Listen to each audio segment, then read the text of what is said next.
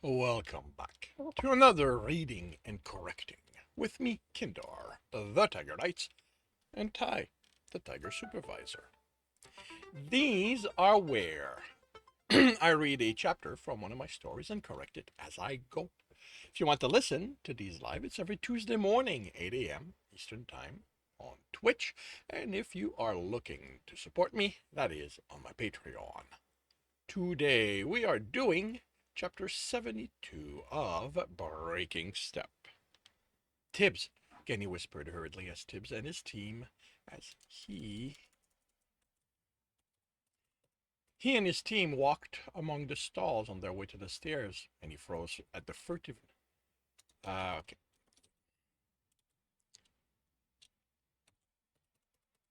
He froze at the furtiveness in the tone. You can't talk to Stowe. We're not. Just don't talk to us. Genny? He whispered back to avoid drawing attention. What are you talking about? Is everything okay? Jekyll asked. I don't know.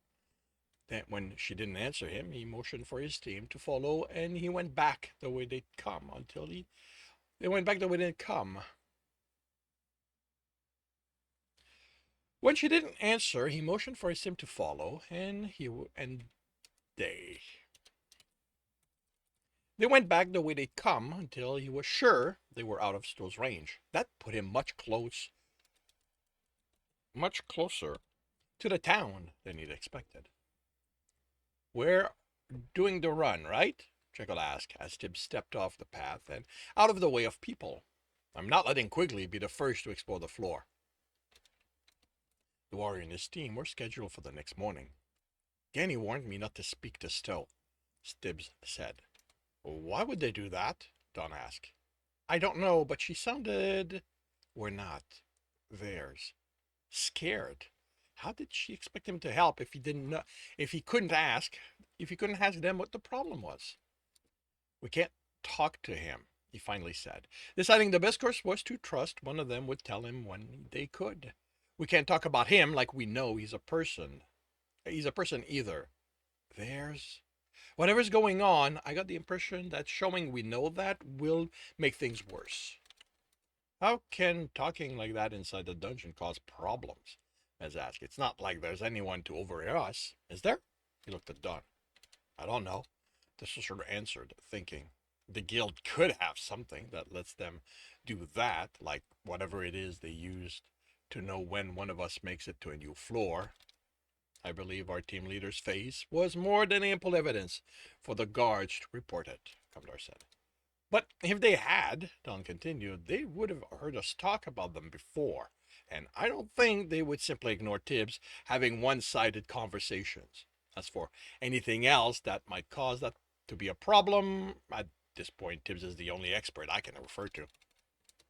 Until one of them tells me more, it's all I have, Tibbs said. Okay. Jekyll headed for the cliff wall. Then it's the run as usual, just without you talking. Come on, he called to them. I know. I saw Quig there, probably waiting for us to be declared late so we can go in today. Tibbs fought the urge to look up as they walked toward the doorway. He wanted to give Stowe a sign he was listening, ready to help. Stop, he called as soon as the section of the wall, really? Of the wall. Jackal shimmered. Then he had to work out why, as the fighter looked at him questioningly. There's something different about the doorway. But what? I did the same as before, Jekyll said then. Oh, you need to see this, Tibbs, Don said. You know what? I don't need that. Don sounded puzzled. Instead of the alcove's wall and the bottom of the stairs that Tibbs should see, he looked into darkness. You must have done something wrong, Mez said. If Jekyll had, Commodore said, replied. Jekyll replied, nothing would have happened. He sent strands of essence at the doorway, but stopped before they touched it. We should be observing stone. It changed things? Jekyll asked, surprised. He wouldn't. It's a dungeon, Don cut Tibbs off. Of course it changed something. It exists to trick us into dying. He fixed his gaze on Tibs, who nodded. He told them to be careful, and he was the one who'd almost said too much. Maz, Commodore, test the other doorways. Can you sense what it is? Jekyll asked. Tibs shook his head. Doorways don't let essence through. I mean, if I sense some, I can't sense it once it's on the other side. It's the distance, Don said. While it's only a step for us to cross it, it's still somewhere deep below us, far beyond our ability to maintain our hold over it. Wherever the other side are, Mez said, it's not here either. The archer was shielding his eyes from the light shining through the doorway. The doorway to the third floor leads to a mist so thick it cannot be seen through. The dungeon added complexity again, Don said, while Tibbs studied the doorway itself. Anyone who's been taking things for granted will have suffered from it. How many teams do you think fell for it? Tibbs asked, tracing the channel of essence used to unlock it. He hadn't heard anything about whole teams not returning, but he'd been busy, and there had been too many deaths among the low-ranked teams for him to inquire about them. He had enough of the rogues he trained talking of the members they'd lost, of the difficulties in filling the position, since most had come with friends and had to pick strangers if they wanted to continue. More than a few runners had left after the first death, but there always seemed to be more to take their place. I doubt anything going to the second floor did, Don said. That's just too different. He peered through the doorway to the third floor. The team might think the dungeon added a fog of war to complicate the maze. I'll have to ask around to know which team didn't return. That's two we could lose, Jekyll said, looking towards the exit. They were the first team in to give them the most time on the fourth floor. Tibbs didn't know why the team for the third floor when not why, when the team for the third floor would be up, but probably not before the guards could tell they'd step through. The channels were the same. All that was needed was for one to have the corresponding essence travel from one end to the other. Not counting those we already lost, Mez said. 3 teams didn't make it back in the last 4 days. Did the other teams mention the doorways changed? Don asked. Tibbs frowned and pushed his attention. Deeper wasn't the right word, but there was something under the channel. No, but with everyone knowing we're on the 4th floor, they only tell me about the 3rd if I ask. What was it? There was more of it. No, not quite. It was because each channel was... There was... No, yeah. No, not quite. It was because the channels were thinner. They blended into each other. How about you, Commodore? Don asked. Heard anything? I have no interest in who lives or dies as a result of the runs, the cleric answered. Therefore, I have not inquired. Not enough secrets in that, Jekyll stated. Don was right. This was added complexity, both in making out the new channel's layer and in how tortuous the channel's path were. He located the one for water and moved the essence through it. When nothing happened, he had to go over to sense where the essence was out of the channel. It was so faint it was difficult to make out. On the fourth try, the doorway shimmered and the stairs replaced the darkness, along with the distant roofs. Is it safe? Jekyll asked. Or did it pull another trick? You know how crafty dungeons are. They're like animals that sneak around and... Tibbs declared him silent. He lobbed the knife through. It clattered on the other side with the usual distorted sound. Looks safe enough. Jekyll stepped through before Tibbs could stop him. One more thing we can threaten him with, Mez said, following through. I'd rather he think. Tibbs crossed the threshold. The tingling felt the same as did the shifting of essence, as if they were pushing against each other without being able to touch. He tried to discern the arcanus that had to be the cause, but then he was through and looking at a city illuminated only by lights lining the streets and some windows. Other than the lack of stars, as well as Clarion Taurus, he could be looking down at any city set in a valley. He wondered why the light that had been above the city wasn't there today. All right, Jekyll rubbed his hand, starting down the steps, on to the gaining of loot. Abyss, stop! Tibs yelled. I have to check for traps. It's a city, the fighter replied, continuing down. It's not like there are going to be. Not like there's going. Yeah, it's not like there's going to be traps in the streets. He made it down without nothing happening. Maybe he's right, and how about we don't give the dungeon ideas? Tibs said, cutting Mez off. He stumped down the steps and glared at the grinning fighter. I'm not saving you when you walk into a traps. That's okay. I'm letting you go into the buildings first. How are we doing this? Mez asked, on reaching them. Do we split up? And we are not splitting up. Don stated. This isn't a city, it's a dungeon floor. We split up in the Ratlings camp, Mez replied. This isn't that. We know the dungeon can make golem people who wield essence. Then there are the gnolls, who can also have essence. Then there are the golems those are easy, Jekyll said dismissively. They were on the second floor, and part of the mass of creatures in the dragon room, Don said. But they were also constrained by the size of the rooms. They are only so large they could be before their size hindered them. Here, that can mean they will be giant. We can't take anything for granted, including that the streets are safe, Jekyll said. I get it. That is highly doubtful, Cumdar replied. Then here's a question for you, Don, Mez said. And Tibs, are the buildings are the buildings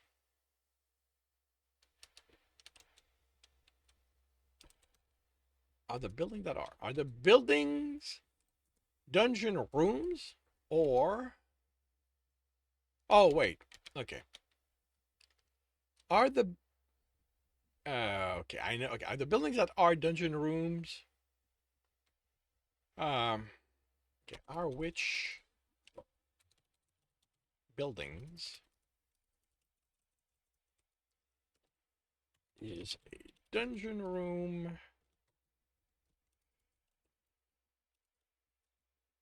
or just a building? Are which buildings is a dungeon room or just a building going to change with each run? We're here all day, Jekyll said. So if anyone is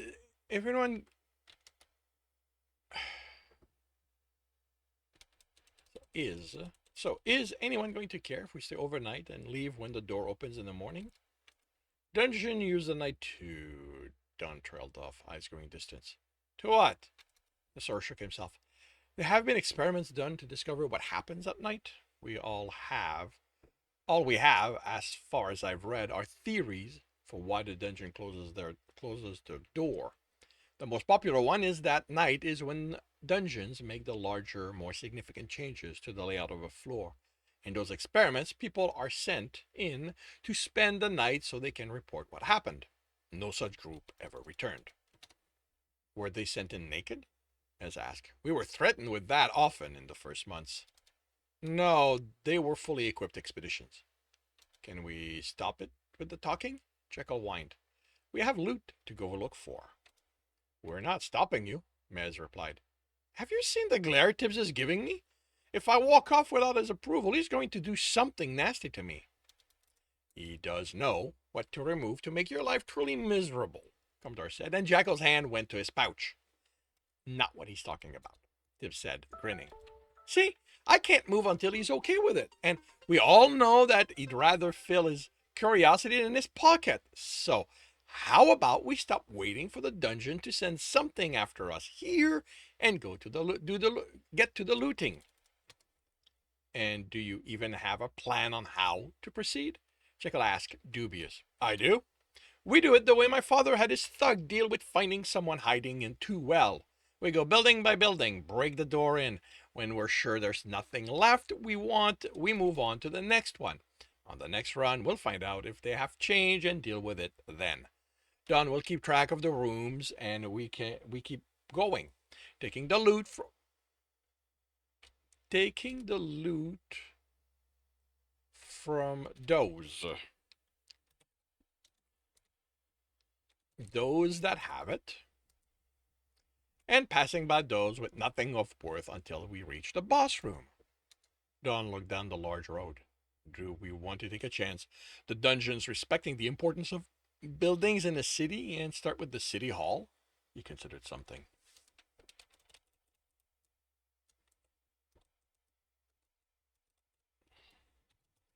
He considered something. I didn't make out a castle, but if we find there's some sort of ruler, their house could be where it will be, or wherever they rule from. If not, then after City Hall, I expect barracks, since the guards are responsible for enforcing the ruler's will. Then, Office of Law and money could be possibilities. Would it know how City works? Mez asked Tibs, who shrugged. We start here. Jekyll motioned to the houses along the street. We go as far as we can today. On the next run, we check them enough to know if they're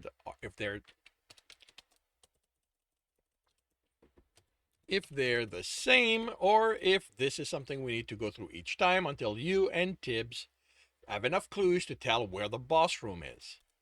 How do we know when we need to leave? As asked. I'm not seeing time shields anywhere. I believe, Kamdar said, pointing to their right, that will be our indicator of time passing. Light poured over the distant roofs as Tibbs made out the top of a bright circle. The sun was well past the roofs when we entered, Jekyll said. I cannot account for how a dungeon maintains time, so it is possible we will be required to adjust. But I believe that will be the most reliable method to know how long we have been in. All right, Jekyll replied with a shrug. Tibbs, he motioned to the first house. The door was made of polished, stacked stone bars,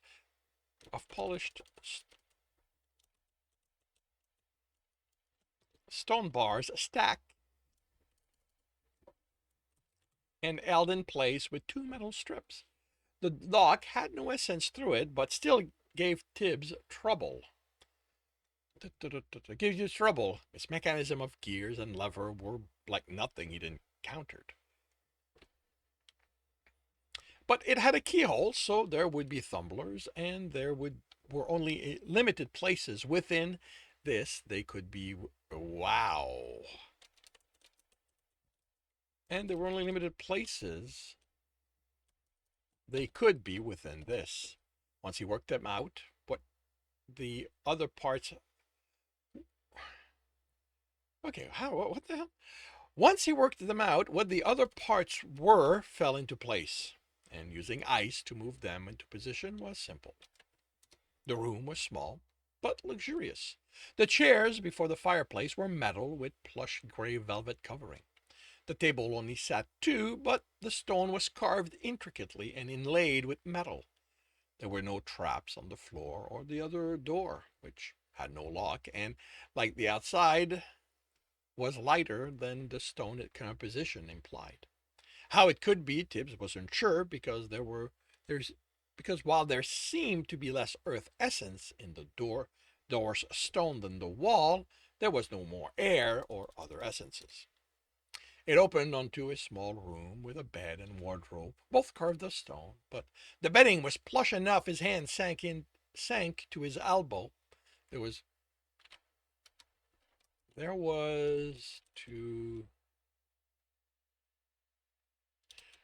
no weave through any of it, but Tibbs was worried he'd vanish if he lay down on it. It's safe, Tibbs called after opening the empty wardrobe. There's nothing here.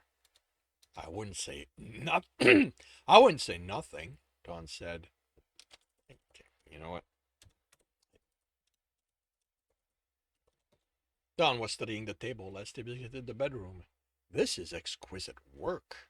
I wonder if they made it, or if it was already here when they found the city. The sorcerer's mouth snapped shut, and he looked at Tibbs worriedly. He shrugged. Unless Stowe screamed in terror or something happened when one of them slipped, he couldn't know how much of a problem this was. Considering how long it you took to open the lock, Jekyll said, hand searching the chimney. I'd expected loot. The dungeon is tricky. You know that, Mez said. Not that tricky. The Futter looked at his clean hand once he pulled it out. If Tibs hadn't yelled for you to stop, you'd have walked into that darkened doorway. Jekyll shrugged and exited. The house facing it was the same, a stone door with metal strips. A complicated lock which Tibs opened quickly now that he understood how it worked, and an ordinary set of rooms just as luxurious. The next four were much the same. The fifth door was already opened, and sounds came from inside. Sound came from inside. But Tib's sense made the creature on the smaller side, on all fours. But it was a dungeon creature. Their essence told him that much. Jekyll motioned for him to pull the door the rest of the way, and he ran in with a grin as soon as there was enough space. Stone broke. Jekyll let out a terrified yell. Then the creature ran out of the house too fast for Tibs to make out more than it ran on all four. Inside, Jekyll was seated against the far wall, stoned up and looking scared. Tibs looked back to where the creature had vanished between two houses and wondered what it might have been to scare the fighter this badly. A dog, Jekyll whispered, voice shaking. That was a fucking dog. He swallowed, looked up and yelled, Then my sister fucking put you up to this? And this concludes chapter 72 of Breaking Step. If you are enjoying this, please leave a like. If you want to know when the next chapter is going to be up, subscribe and hit the bell. If you want to read the rest of the book as well as the others in the series, they are up for free on Royal Road. If you want to support me and read ahead of Royal Road, that is on my Patreon, which is about 20 chapters ahead. If you want to listen to these live, it's every Tuesday morning, 8 a.m. Eastern Time on Twitch. The links are in the notes, and with that, I shall wish you a good day.